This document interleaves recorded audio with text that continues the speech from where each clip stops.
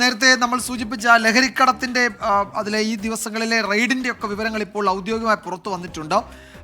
Police excise കടുത്ത നടപടിയാണ് സ്വീകരിച്ചത്. 5 ദിവസത്തിനിടെ ഓപ്പറേഷൻ ക്ലീൻ സ്ലേറ്റിന്റെ ഭാഗമായി അറസ്റ്റ് ചെയ്തത് 368 പേരെയാണ്. സ്കൂളുകളും ബസ് സ്റ്റാൻഡ് പരിസരങ്ങളും കേന്ദ്രീകരിച്ച് വ്യാപക പരിശോധന ഈ ദിവസങ്ങളിൽ നടന്നു എന്നാണ് എക്സൈസ് അറിയിക്കുന്നത്. ഷഫീദ് റാവുത്തർ വിവരങ്ങൾ നൽകും തിരുവനന്തപുരത്ത് നിന്ന്. ഷഫീദ്, ഈ ദിവസങ്ങളിൽ നടന്ന റെയ്ഡിന്റെ ഒരു ക്രോഡീകരിച്ച കണക്കായിരിക്കുമല്ലോ ഇപ്പോൾ എക്സൈസ് പുറത്തുവിട്ടിരിക്കുന്നത്. എന്തൊക്കെയാണ് അതിലെ വിവരങ്ങൾ?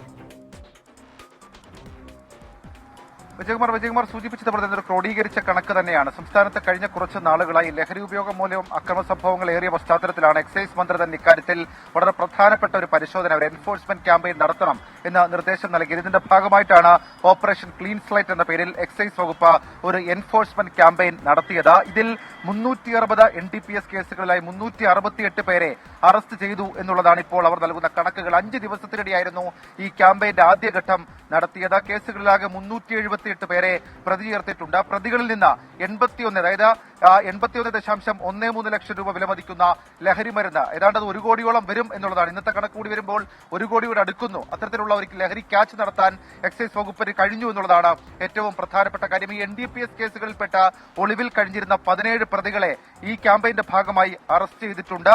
5 ദിവസം കൊണ്ട് 2181 പരിശോധനകളാണ് എക്സൈസ് നടത്തിയത്. മറ്റ് വകുപ്പുകളുമായി ചേർന്ന 39 സംയുക്ത പരിശോധനകൾ, പ്രത്യേകിച്ച് പോലീസ് അടക്കമുള്ള വകുപ്പുകളുമായി ചേർന്ന 39 സംയുക്ത പരിശോധനകളും എക്സൈസ് നടത്തിയിട്ടുണ്ട്. 21,389 വാഹനങ്ങൾ സംശയങ്ങളുടെ അടിസ്ഥാനത്തിൽ പരിശോധിച്ചു. ഇതിൽ 16 വാഹനങ്ങൾ, ലഹരിക്കടത്തിന് സജീവമായി ഉപയോഗിച്ചിരുന്ന 16 വാഹനങ്ങൾ പിടിച്ചെടുത്തിട്ടുണ്ട്. 602 സ്കൂൾ പരിസരം, 152 ബസ് സ്റ്റാൻഡുകൾ, ലേബർ ക്യാമ്പുകൾ, റെയിൽവേ സ്റ്റേഷനുകൾ എന്നിവ കേന്ദ്രീകരിച്ചായിരുന്നു എക്സൈസിന്റെ പരിശോധന. ഈ പരിശോധനയ്ക്ക് ശേഷവും അതിർത്തിയിലടക്കം വ്യാപക പരിശോധന നടത്തണമെന്നും പൊതുസ്ഥലങ്ങൾ കേന്ദ്രീകരിച്ചുകൊണ്ട് പ്രത്യേക നിരീക്ഷണം 2ാം ഘട്ടം എന്ന രീതിയിൽ സംസ്ഥാനത്ത് നടപ്പിലാക്കണമെന്നും എക്സൈസ് മന്ത്രി MB രാജേഷിന്റെ കർശന നിർദ്ദേശമുണ്ട്. മാത്രവുമല്ല, നിലവിൽ ഇപ്പോൾ ഈ ലഹരിക്കടത്തുകളിൽ പിടിയിലായിട്ടുള്ള ആളുകളെ തുടർ നിരീക്ഷണം നടത്തണം, അവരെ കാര്യമായി ഒബ്സർവ് ചെയ്യണം എന്നുള്ള നിർദ്ദേശം കൂടി എക്സൈസ് മന്ത്രി എക്സൈസ് ഉദ്യോഗസ്ഥർക്ക് നൽകിയിട്ടുണ്ട്. വിജയകുമാർ.